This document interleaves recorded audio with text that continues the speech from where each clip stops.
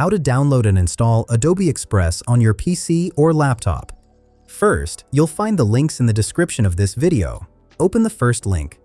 Select your country and click on Free Trial. Here you'll see 3 plans: Individual, Students and Teachers, and Business. Choose Individual. Then check this box to get 7 days of Adobe stock for free. Now click on Continue. Enter your email address and click Continue again. On the next page, enter your payment details using your preferred payment method. Don't worry, you won't be charged until your free trial ends.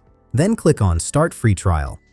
After that, you'll get a confirmation message, and make sure to create an Adobe account password from here before moving ahead.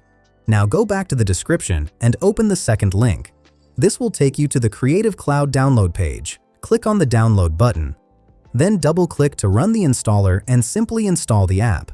Open the Creative Cloud after signing in with that same account and go to the Apps section from the left side. Here you'll find Adobe Express. Click on it, then click on Install, and Express will start downloading and installing automatically. That's it.